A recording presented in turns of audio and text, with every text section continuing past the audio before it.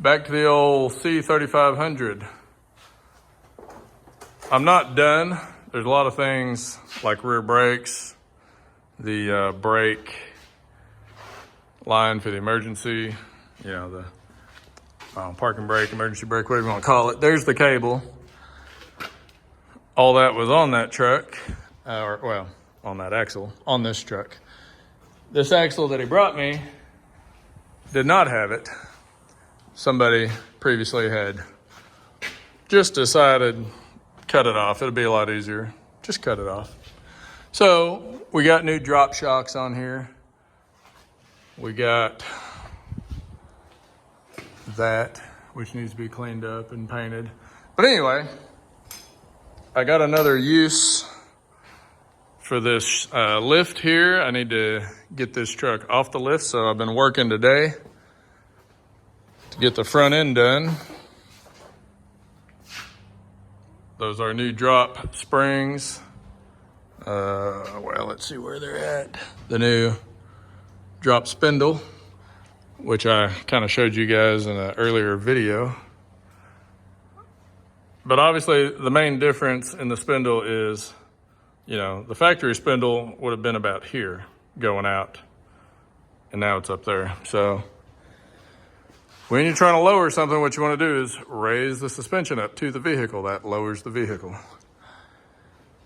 Airbagit.com was supposed to have sent me drop shocks for the front of this.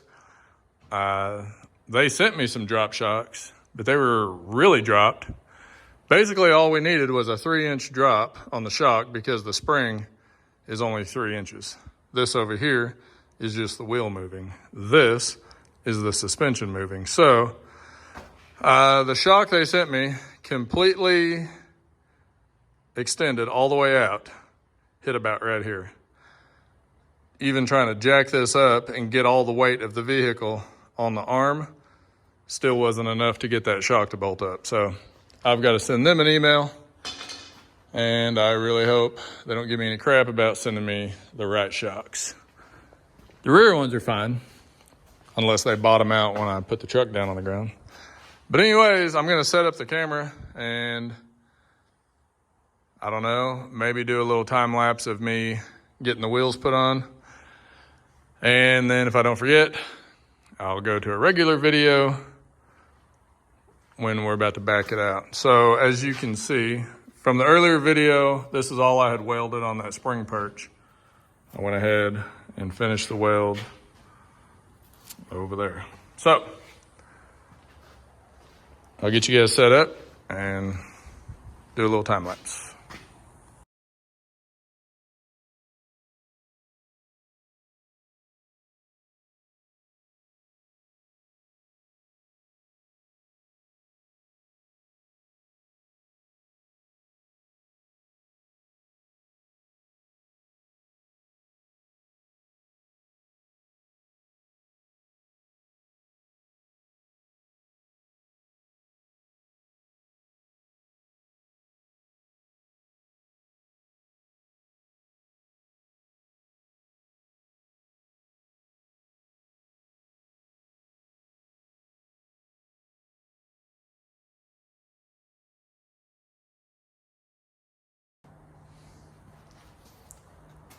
All right, wanted to get an actual shot of it dropping down on the ground for the first time. I have no idea. Well, I have an idea of how low it's going to be, but I've not seen it yet. We're going for a 6/8 drop. Let's see what happens.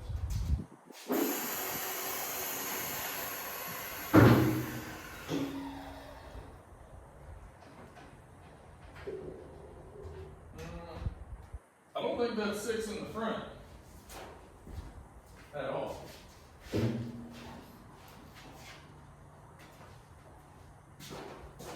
That back end probably did drop 8. Close to it. The bumper is looking pretty low.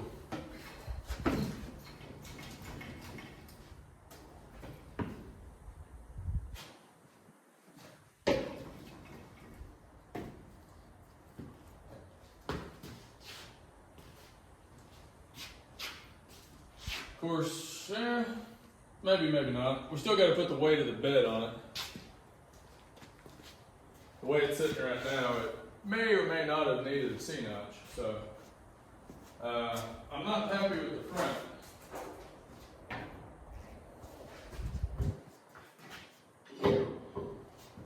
Their coil springs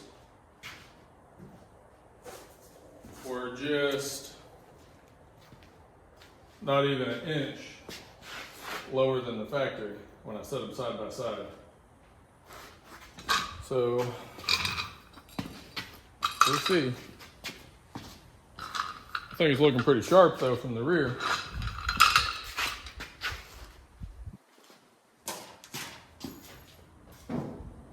I have the drive shaft put in, but I do not have it bolted in, so I'm not going to be able to drive it out. But I should be able to roll it out.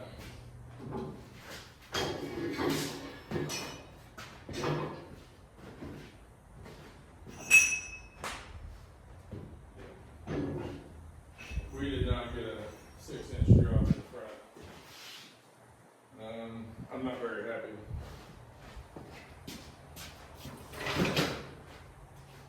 I know the front end's going to settle out a little bit as we back up, but it probably needs to drop 2.5 inches, and I don't think that's going to happen.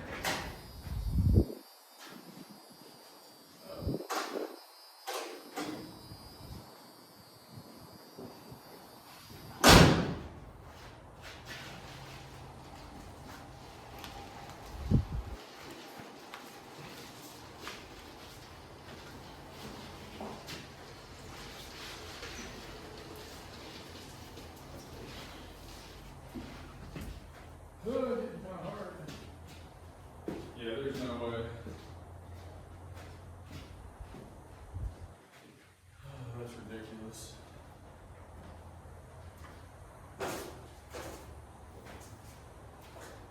I guarantee you, once we put the bed on, it's gonna look like freaking dog crap and peach seeds, like how some of those people out there like their trucks all squatted. It's freaking stupid though.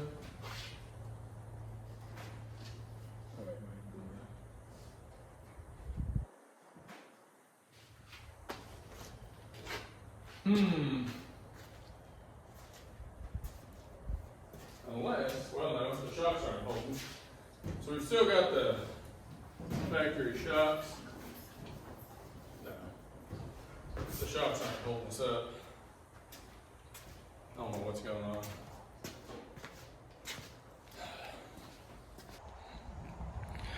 Alright, so as I suspected, the front is not low enough. The rear, I might have went more than an 8-inch. It might be close to 10 in the back. But a 6-inch drop on the front should have brought that fender right at the tire. Let me know what you guys think about the back end.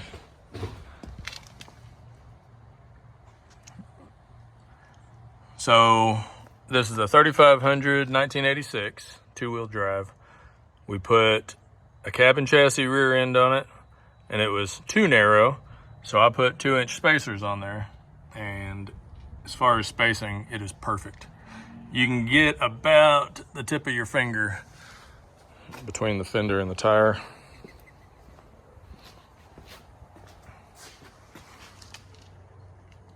I don't know if that hitch is going to stay there or not. First hill he comes to, it'll probably dig in.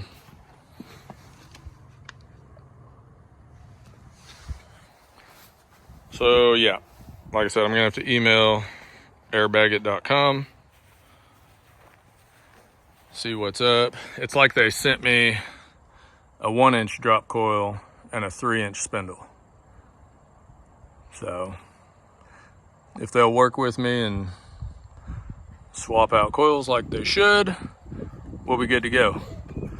If I gotta put the old heat to it, bring that front end down myself, I can do that too. All right, well, just wanted to show you guys where we're at. The back end looks great. Front end looks freaking stupid. That's with the new stainless steel mirrors on there. Still got to do the cab lights. I got basically original style replacements, but they are LED. So it'll be looking better soon. Still waiting on a trans for this one. I've got this truck for sale. If anybody's interested, I'm asking $9,000. It is on Facebook Marketplace. It is a 1988 454 5-speed 4-link, triangulated 4-link, divorce transfer case. That's the 2-wheel drive NV 4500. Little output shaft or stub shaft. NP 205. 4-wheel drive is hooked up and working. Toyota Tacoma, get it out. Coilovers, front and rear. And I've got a fuel cell. I had to put that over it because apparently eBay fuel cells are not exactly what we call watertight on the top. We got a nice roll pan, looky here. If you want to put your license plate on there and swing it up out of the way.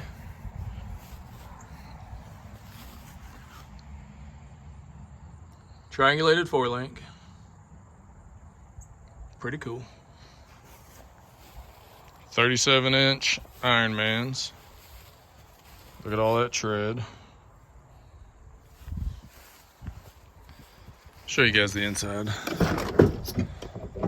So, power windows and locks. They do work. 5-speed. I need to get a boot. Tall shifter. Somebody before me threw in some later model seats. I don't know if that's working or not. I think my battery's dead. This truck hasn't been anywhere in a while. Still got the original radio. But when you got a big block with open headers, you really don't need a radio. Yeah, those gauges there work. All the gauges up there work, including the gas. I did hook up the sending unit gas wire. I don't know if anyone would ever want to pull a trailer, but it does have trailer brake control hookup. And I went ahead, so I found this piece at a junkyard so I could have it looking like original equipment. Anyways, let me know what you guys think. Might need a headliner. Oh, well, the battery's not completely dead. It looks like it's weak. But anyway, my lock wouldn't work. Let's go try the other side.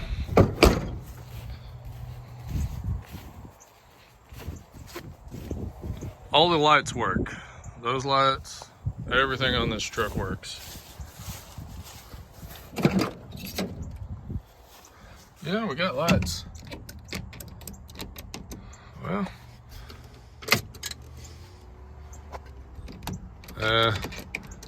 okay, so I'm trying to work the window.